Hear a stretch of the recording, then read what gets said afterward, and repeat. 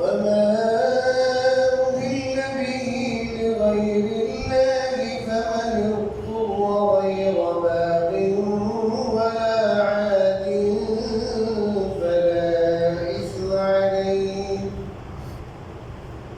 إن الله غفور رحيم. إن الذين يكتمون ما أنزل الله من الكتاب ويشترون به ثمنا قليلا أولئك ما يأكلون في بطونهم إلا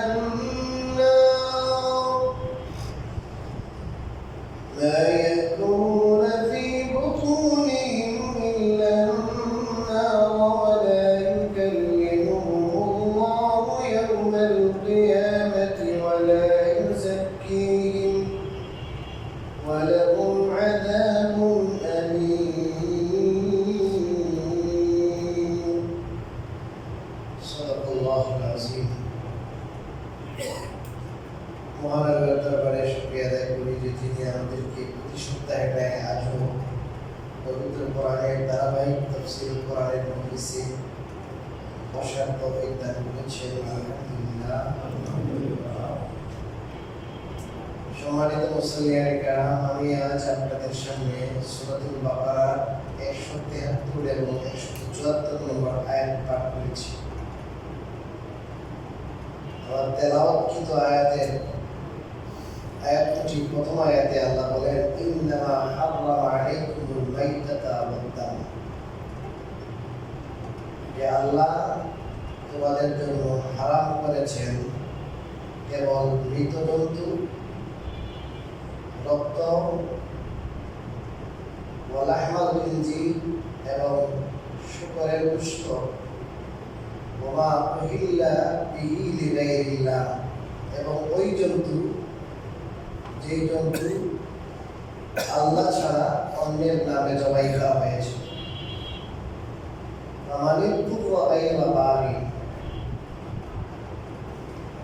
যে বাধ্য হইয়া গায়রা বাগি ওয়ালা আদি, নাফরমানি ছাড়া এবং সীমালঙ্ঘন করা ছাড়া কিছু খাবে, ফালা ইসমা আলাইহি, তো তার উপর কোনো গুনাহ নেই।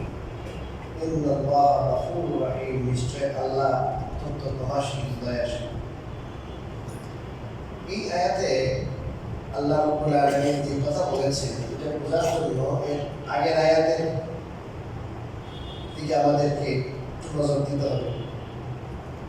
এর আগের আয়াতে আল্লাহ রাব্বুল আলামিন সমস্ত মুসলমানদেরকে, মুমিনদেরকে লক্ষ্য করে বলেছিলেন, ইয়া আইয়ুহাল্লাযীনা আমানু কুলু মিন তাইয়্যিবাতি মা রাযাকনাকুম, এই বান্দাগণ, তোমরা আমি তোমাদেরকে যে সমস্ত পবিত্র জিনিস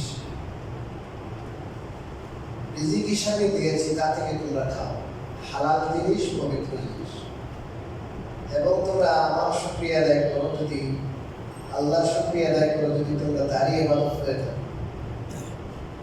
আগের আয়াতে আল্লাহ তাআলা হালাল প্রাণী, হালাল জিনিস খেতে নির্দেশ দিয়েছেন। আবার এই আয়াতে আল্লাহ রাব্বুল আলামিন যে সমস্ত জিনিস হারাম করেছেন এর একটা ছোট্ট লিস্ট দিয়েছেন। হালাল খাইবা, হারাম থেকে বেঁচে থাকবে। হালাল খাওয়া ইবাদত কবুল হওয়ার পূর্ব শর্ত। জাহিলি যুগে সিস্টেম ছিল, ওরা অনেক হালাল জিনিসকে তারা নিজের তরফ থেকে, নিজের ইচ্ছা, এটা হারাম করে রেখেছে। এবং আল্লাহ অনেক জিনিস হারাম করেছেন, ওটাকে হারাম করে রেখেছে। অথচ হালাল করা, হারাম করা এখতিয়ার কোনো মানুষের, এটা এখতিয়ার কেবল আল্লাহর আছে। এরা মৃত প্রাণী খাইত, এদের কাছে মৃত হারাম ছিল, শুকরের গোশত খাইত, ভূতের নামে, প্রতিমার নামে উৎসর্গ করত। এটা আমাদের জন্য কিনা, ওই বুঝেন না, জবাই করতে বুঝেন। আল্লাহ রাব্বুল আলামিন বলেন ইন্নামা হারামা আলাইকুমুল মাইতা, নিশ্চয় আল্লাহ তোমাদের উপর হারাম করেছেন মৃত প্রাণী। 2 নম্বর ওয়াদামা, রক্ত। 3 নম্বর ওয়ালাহমাল খিনজির, শুকরের গোশত। 4 নম্বর ওয়ামা উহিল্লা বিহি লিগাইরিল্লাহ, গায়রুল্লাহর জন্য যেটা উৎসর্গ করা হয়েছে, যেটার উপর গায়রুল্লাহর নাম নেওয়া হয়েছে, গায়রুল্লাহর নামে জবাই করা হয়েছে, গায়রুল্লাহর নামে উৎসর্গ করা হয়েছে। এই 4টি জিনিসকে আল্লাহ পরিষ্কারভাবে বললেন তোমাদের জন্য আমি হারাম করি। এখন আসেন তাফসীর। আয়াতের অর্ধেক হয়ে গেছে। মাইতা মানে কি? মৃত প্রাণী। মৃত প্রাণীর ব্যাপারে মুফাসসিরিনে কেরাম লিখেছেন যে প্রাণী নিজে নিজে মরে, আছে না, এমনি মরে যায় না, এটা আল্লাহর হুকুমই করে, জবাই করা ছাড়া নিজেই মারা গেছে, অসুস্থ হয়ে মারা গেছে, অথবা যেটাকে গলা টিপে মারা হয়েছে, অথবা যেটাকে কোনো জায়গা থেকে ধাক্কা দিয়ে কি ফালাইয়ে মারা হয়েছে, বুঝলেন? এই সমস্ত প্রাণী সবগুলা মৃত হুকুম, এগুলো খাওয়া যায় না।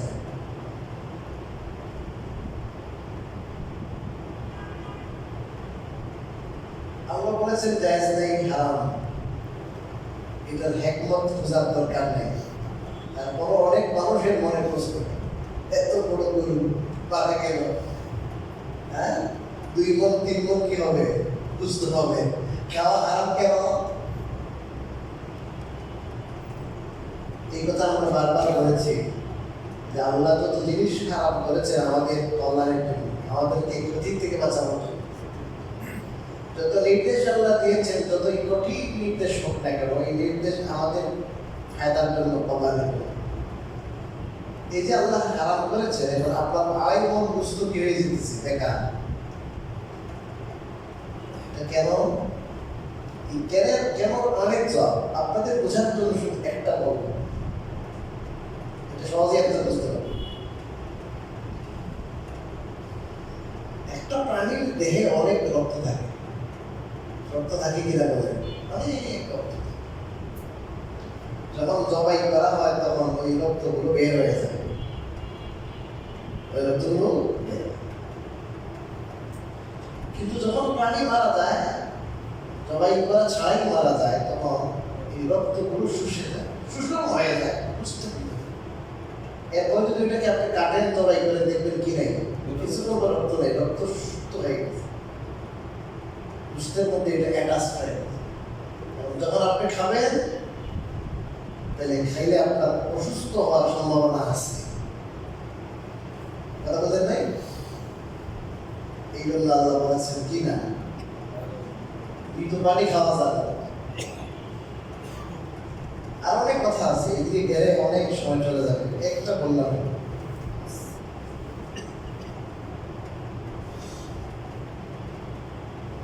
2 নম্বর ওয়াদামা। আচ্ছা, না, এখানে মুফাসসিরিনরা মজার কথা লিখেছেন যে মৃত প্রাণীর মধ্যে 2টা প্রাণী আছে, এই 2টা প্রাণী এই হুকুম থেকে মুস্তাসনা, এটাকে একটু আলাদা করা হয়েছে। ইবনে মাজাহ একটা হাদিসের কিতাব আছে, সুনান ইবনে মাজাহ, হাদিসের 6 খানা প্রসিদ্ধ কিতাবের একটি কিতাবের নাম সুনান ইবনে মাজাহ।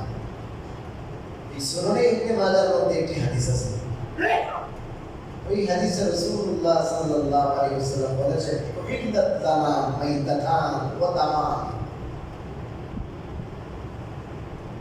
কোরআনে আল্লাহ বলেছেন মৃত হারাম, রক্ত হারাম, কিন্তু আমাদের জন্য 2টি মৃত আর 2টি রক্ত আল্লাহ হালাল করে দিয়েছেন। একটার নাম হলো মাছ, আস-সামাক। আপনার মৃত মাছ বাজার থেকে আনলেন, এটা না বললে আপনারা এখন যাই চিন্তা করতেন যে মৃত পানি তো আল্লাহ কি বলেছেন, হারাম বলেছেন। আপনার বিবি কি খায়? নোয়া মাছ খান কিনা? সাগরের মাছ যে জানেন, রাসূলুল্লাহ সাল্লাল্লাহু আলাইহি ওয়াসাল্লাম বলেছেন, দুইটি মৃত প্রাণীকে আল্লাহ আমাদের জন্য কি করেছেন? হালাল করেছেন। এর মধ্যে একটি নাম কি? as-সামাকু, অর্থাৎ মাছ। তবে মাছের ব্যাপারে একটা আছে, ফুকাহায়ে কেরাম লিখেছেন এবং এটা হাদিসে আছে, যে মাছটা পানিতে মইরা ভেসে যায়, মাছের পেটটা কি হয়ে গেছে? এটা মাছ কোনো ওষুধের কারণে অথবা কোনো আঘাতপ্রাপ্ত হয়ে মরে নাই, এমনিতে কি হয়ে গেছে? মরে গেছে। এমনি আঘাতপ্রাপ্ত হয়ে মরছে, কিন্তু এখন পর্যন্ত পেট আসে না, ওটা হালাল হবে। কিন্তু যেটা মহিলা কি হয়ে গেছে? ওতে পেট উঠে গেছে, তাহলে এই মাছটা খাওয়া কি হবে না? হালাল হবে না। এই মাছটা খাওয়া হালাল হবে। এটাকে বলে সামাকে তফি। সামাকে তফি, যেটা বলে বেশি যায়, ওটাকে বলে সামাকে তফি। ওই হাদিসে এটা খেতেও নিষেধ করা হয়েছে। এটাতে রোগ ব্যাধির সম্ভাবনা আছে। আর যে সমস্ত মানুষ সুস্থ কি রাখে, রুচি রাখে, তাদের রুচিতেও ভাববে এটাকে, ঠিক না? এটা খাওয়া যাবে না। আচ্ছা, আরেকটা জিনিসের নাম হলো টিকটিক পাখি। টিকটিক এক ধরনের কি আছে বলেন? পাখি আছে, আমাদের দেশে নাই, আরবে ছিল। ওই টিকটিক খাওয়া আল্লাহ কি করেছেন? মরে গেলেও হারাম করেছে।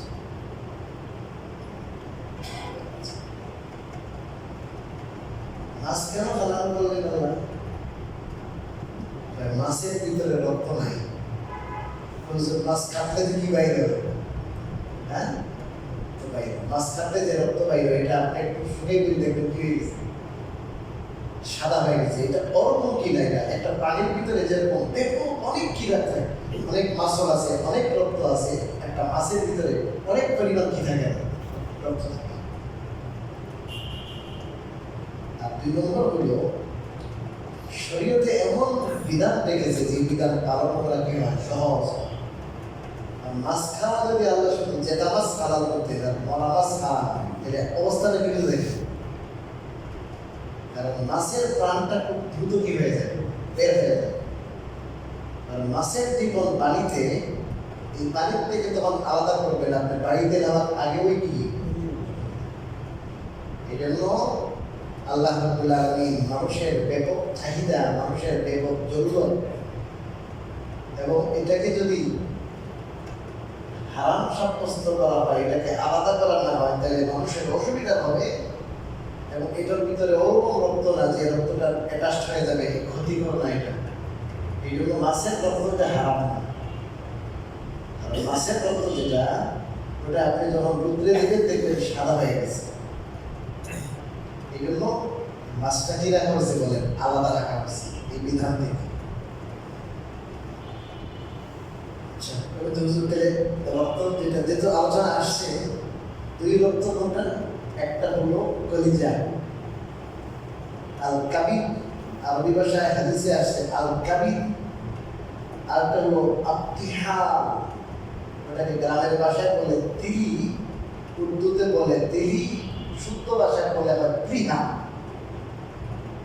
যেটা কলিজার সাথে থাকে একটা আরেকটি কালো পাতলা, ওটা কিন্তু রক্ত জমাট বাঁধা কি রক্ত হারাম। কিন্তু এই দিলি এবং এই কলিজা আল্লাহ হালাল করেছেন, কারণ রক্তের মধ্যে যে সমস্যা, রক্তের মধ্যে যে শারীরিক সমস্যা হওয়ার কথা, ওই শারীরিক সমস্যাটা জমাট বাঁধার পরে এটা একটা প্রক্রিয়াজাত হয়ে গেছে। এটার মাদ্দা, এটা যে উপাদান ছিল, যে জিনিসটায় উপাদানের মধ্যে কি আসছে? পরিবর্তন আসছে। এই জন্য কিনা এটা রান্না করার পর এখান থেকে রক্ত বের হবে না, এটা কি হয়ে গেছে? অনেকটা বুঝতে মতো। আগে আপনারা যারা কলিজা কিনেন, এই কলিজা কিনলে দেখেন কলিজা কাটা হবে না, তখন ভিতরে দেখবেন অনেক সময় বর্জ্য বের হবে। ওটা খেয়াল করে খেতে হবে। কাটে না, কাটার পরে দেখবেন বিভিন্ন জায়গায় অনেক সময় ইনফেকশন থাকে। কলিজা কি থাকে? ইনফেকশন থাকে। তো এই ইনফেকশন খাবো না। ভিন্ন ভিন্ন কালার থাকে, কালো কালো ফুটো ফুটো ফুটো ফুটো দাগ থাকে, খেয়াল করবে ওরা দিয়ে দেয়। আমরা যদি আনি আনার পরে একটু কি করতে হবে, একটু দেখতে হবে, না হলে কিন্তু স্বাস্থ্যসম্মত হবে। পেটকেই চলে গেলে অনেক সময় সময় চলে যেতেছে। 2 নম্বর হলো ওয়াদামা, আল্লাহ রক্ত হারাম করেছে।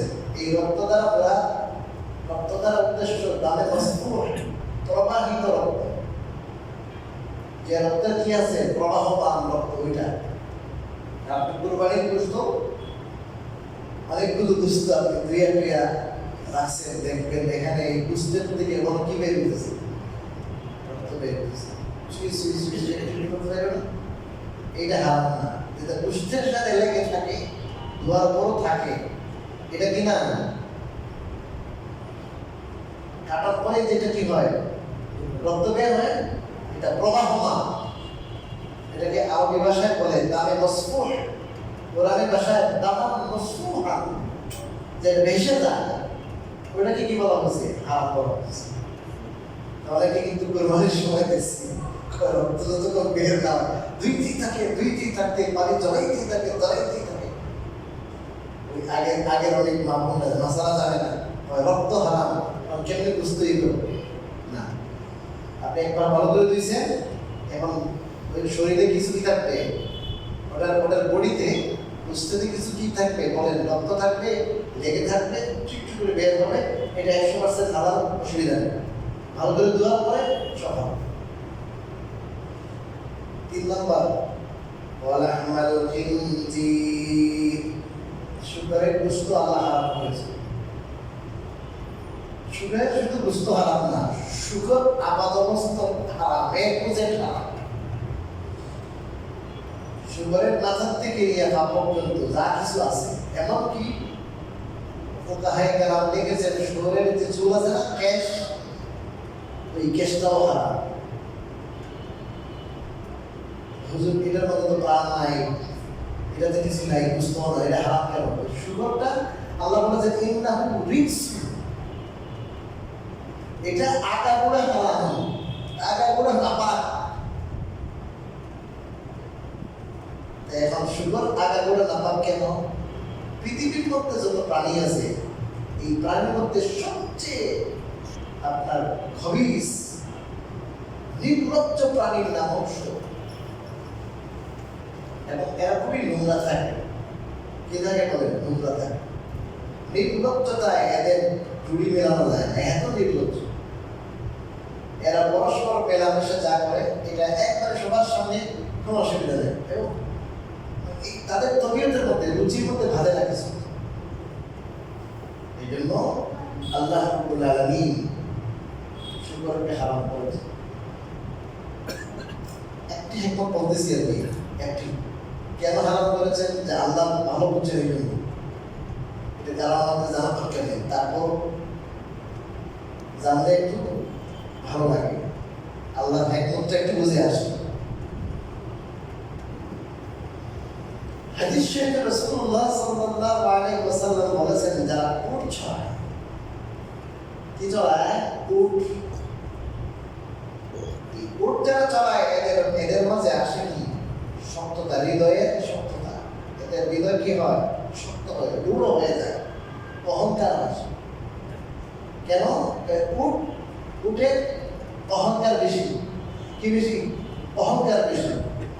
ঈদের উটের হৃদয়টা শক্ত, এবং এই জন্য যারা উটের সহবতে থাকে, একটা প্রাণীর সহবত না, মানুষের সহবত না, ওই প্রাণীর যে সিফত, প্রাণীর মধ্যে যে আল্লাহ যে গুণ রেখেছেন, ওটা মানুষের মধ্যে কি আসে? কথাটা বুঝতে পেরেছেন? আর যারা ছাগল চড়ায়, এদের মধ্যে সহনশীলতা আসে, বিনয় আসে। কি আসে? বিনয়, সহনশীলতা। ছাগল বিনয়ী প্রাণী, দেখতে সুন্দর, কি গরুর মতো কি নয়, গাধার মতো, ঘোড়ার মতো, উটের মতো বড় না। এই জন্য সে নিজের কি ভাবে, কথা বলেন না, ছোট, সহনশীলতা আছে। এই জন্য যত নবী আসছেন পৃথিবীতে, সমস্ত নবীদেরকে আল্লাহ তাআলা প্রথম জিম্মাদারি দিয়েছেন, আপনি ছাগল চড়ান। কারণ এক এক উম্মতে এক এক কথা বলবো, উম্মতের যে যে সমস্ত আচরণ, সেই আচরণে ব্যথিত হইয়া আপনি দাওয়াতের কাজ বাদ দিয়ে দিবেন, ঠিক না? এই জন্য আল্লাহ কি নিয়েছেন, এদের তরবিয়ত, এদের দীক্ষার জন্য আল্লাহ তাআলা কি করেছেন, বলছেন আপনারা কি চলা লাগে ছাগল চড়ান, মা মিন নাবিয়্যিন ইল্লা রাআল গানাম। যত নবী আসছে সমস্ত নবীকে আল্লাহ ছাগল চড়ানোর কাজ দিয়েছে। তো একটি ছাগলের সোহবতে যদি মানুষের চেঞ্জ আসে, তার মধ্যে গুণের চেঞ্জ আসে, একটি উটের সোহবতে যদি মানুষের মধ্যে উটের স্বভাব আসে, একটা শুকর, শুধু সোহবতটা, শুকর আস্থা, শুকরটা যদি মানুষ গিলে ফেলে, খেয়ে ফেলে, এই শুকরের মধ্যে যে বদ অভ্যাস, এই অভ্যাসটা সংক্রমিত হবে না? আমি কথা বুঝতে পারলাম? শুকরের যে অভ্যাস, শুকরের যে খাসলত, সেই খাসলতটা মানুষের মধ্যে সংক্রমিত হবে। এই জন্য আল্লাহ বলেছেন খবরদার কি খাওয়া যাবে না, আপনাদেরকে চোখে আঙুল দিয়ে দেখাই দেখে, তাহলে আমার বেশি বুঝবেন আপনারা। এই পৃথিবীতে শুয়োরের গোশত কারা খায়? পশ্চিমারা খায় না? খায় কেন পশ্চিমারা? এই পৃথিবীতে সবচেয়ে আপনার দুই পায়ের জানোয়ার, এই পশ্চিমার সবচেয়ে বেশি আপনার নির্লজ্জ কাজ করে কিনা?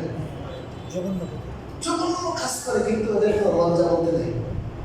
ইউরোপ আমেরিকা যারা যায়, বাঙালি মুসলমান হয়ে যায়, এত বেহায়া, এত বেলাজা মানুষ হয়নি, এত বেহায়া বেলাজা মানুষ হয়নি, এভাবে ড্রেস করে কিন্তু সম্মুখে হাঁটে কিনা, এই যা করে এগুলো তো দেখতে দেখতে এখন স্বাভাবিক হয়ে গেছে। প্রথম প্রথম যখন মানুষ যেত, তখন বলতো আল্লাহ এত সুন্দরের মানুষ, এরা দেখা যায় দুই পায়ের জানোয়ার। এই দুই পায়ের জানোয়ার গুলো, জানোয়ার বেশি কেন? কি খাইয়া? এই জানোয়ার খাইয়া। শুকরিয়া আদায় করবেন আল্লাহ, আল্লাহ আপনি আমাদের শোর খাওয়ার মানুষ বানাবেন। আল্লাহ এমন ধর্ম দিয়েছেন যে ধর্মের মধ্যে এমন দীক্ষা আছে, যে দীক্ষা নিলে পরে আমরা মানুষ থাকতে পারি, মনুষ্যত্ব থাকে। মানুষের মধ্যে লজ্জা নাই, মানুষ কিসের? মানুষ কিসের?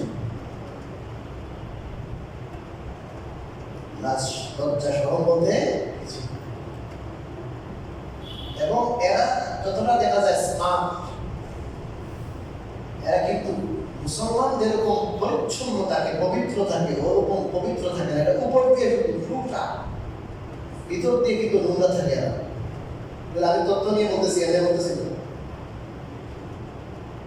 কারণ এই প্রাণীগুলো কি নোংরা প্রাণী, এই প্রাণী নোংরা নোংরা। ইন্ডিয়াতে দেখেছি, ভারতে হিন্দুরা খায়, হিন্দুরা ওটা খায়। এই জন্য হিন্দি সিরিয়াল, হিন্দি সিনেমা, এটা কোনো, যে সমস্ত মুসলমান, যে সমস্ত মানুষের মধ্যে লজ্জা নামক কোনো জিনিস আছে, এই সিনেমা দেখবে না, দেখবে না। সমস্ত গাড়িতে দর্শন চলে, এদের পত্রিকা, আমি অনেক পত্রিকা পড়েছি ওই দেশে, এমন কোনো পত্রিকা নাই, এমন কোনো দিন নাই যে দিনে দর্শনের কোনো ঘটনা নাই। এটা একটা কলাম, যেমন খেলার একটা কলাম থাকে না পত্রিকায়, দর্শনের একটা কলাম আছে। এটাকে উর্দু ভাষায় বলে ইসমাত দারি। ইসমাত দারি মানে দর্শন। এই দর্শনের কলামে ডেইলি কয়েকটা দর্শনের হিস্ট্রি আছে। কি খায়? গরু ঢুকায়, এই যে কইল মায়ের কি খায়? মুখ খায়, মায়ের মুখ খায়। শুকরিয়া আদায় করবেন যে আল্লাহ এত সুন্দর পবিত্র কি দিয়েছেন আপনি, ধর্ম। ওমা উহিল্লা বিহি লিগাইরিল্লাহ। 4 নম্বর, এই প্রাণীর উপরে আল্লাহ ছাড়া অন্য কোনো প্রাণীর নাম নেওয়া হয়েছে, যেই প্রাণী জবাই করা হয়েছে অন্য কারো নামে, আল্লাহ ছাড়া অন্য কারো নামে। আরবের মাঝে জাহিল যুগে এই মুশরিকরা, এরা এদের দেবদেবীর নামে জবাই করত। তার নামে বলেন দেবদেবী। দেবদেবীর নামে জবাই করলে এটা হারাম হয়ে যায়। কি হয়ে যায় বলেন? হারাম হয়ে যায়। এটার উপরে যেহেতু কি করা হয়েছে বলে দেবদেবী নাম উচ্চারণ করা হয়েছে। এর মধ্যে শিরিক এসে গেছে। কি এসে গেছে? শিরিক। কোন প্রাণী হালাল হওয়ার জন্য ওই প্রাণী আল্লাহর নামে যেন তার প্রাণ বের হয়, এটা জরুরি। কি নামে বের হয়? আল্লাহর নামে। ওই প্রাণী যদি হাতের নাগালে থাকে তাহলে আপনি ওই প্রাণী জয় করতে হবে। আর অন্য কোনো প্রাণী এটাকে হাতের নাগালে আনা যাচ্ছে না, ধরা যাইতেছে না, তাহলে কোনো ধারালো জিনিস, কি জিনিস? ধারালো জিনিস দিয়ে যদি আপনি বিসমিল্লাহ বলে ওই জিনিসটা যদি আপনি মেলানো করেন, ফিকে মারেন, আর এই আগাতে জায়গা যদি বিসমিল্লাহ বলে ফিকে মারেছেন, আগাতে জায়গা যদি ওই অন্য প্রাণী যেটা খাওয়া হালাল করে যদি মরে যায়, এটাও জবাই অন্তর্ভুক্ত।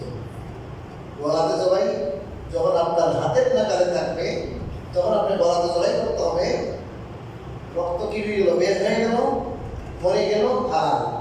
আর যেটা বন্য প্রাণী ধরা যায় না, ধরতে গেলে সমস্যা, এটাকে আপনার দূর থেকে কি করতে হবে? ফিকে মারতে হবে, তীর মারতে হবে, আপনার তরবারি মারতে হবে, ধারালো জিনিস মারতে হবে। ধারালো জিনিস ছাড়েন, ফিকে মারেন, কি হবে? অথবা আরেকটা আগের যুগে ছিল, এখন হয়তো কোথাও কোথাও আছে, কালবে মুআল্লাম, প্রশিক্ষণ প্রাপ্ত বুদ্ধা। কি বলতো? প্রশিক্ষণ, রবস্পায়ার না, বাইরে পাব না, এটার এই কাজ নয়। এই প্রশিক্ষণ প্রাপ্ত বুদ্ধা যেটা, এটাকে ছেড়ে দিলে আল্লাহর নামে ছাড়বেন। কি বললেন? বিসমিল্লাহ বলে ছাড়বেন। তাকে এমন প্রশিক্ষণ দেওয়া হয়, সে যাইয়া ওটাকে ধরবে, ধরে মারবে, আপনার কাছে উপস্থিত করবে, একটা গুস্ত খাবে, কুকুরে কি গুস্ত ফেলে ছাড়েনি। এটা যেহেতু কি দেওয়া হয়েছে, কথা বলেন, প্রশিক্ষণ দেওয়া হয়েছে, এই জন্য মালিকের কাছে পেশ করে আর বলে, মালিক আনলাম, কাজ করলাম, এখন যদি আপনি ইহসান করে একটু দেন, তাহলে দিতে পারেন, আমি খাবো। এটাকে বলা হয় কালবে মুআল্লাম, প্রশিক্ষণ প্রাপ্ত কি কুত্তা। এই প্রশিক্ষণ প্রাপ্ত কুত্তাকে যখন বিসমিল্লাহ বলে ছাড়লেন, ওইটাও কি হবে? জবাই করতে হবে। আমি কি কথা বুঝিয়ে পারলাম? এগুলো কোন ধরনের প্রাণী? বন্য প্রাণী। কি প্রাণী? বন্য প্রাণী। এখন প্রশ্ন হচ্ছে, আল্লাহর নাম ছাড়া অন্য নামে যদি জবাই করা হয়, এটা হারাম হবে কেন? এবং বর্তমান যুগে আল্লাহর নাম ছাড়া অন্য নামে জবাই করার কি কি সিস্টেম আছে বর্তমান যুগে প্রচলিত, এগুলো সম্পর্কে আমাদের আলোচনা হওয়া দরকার। তো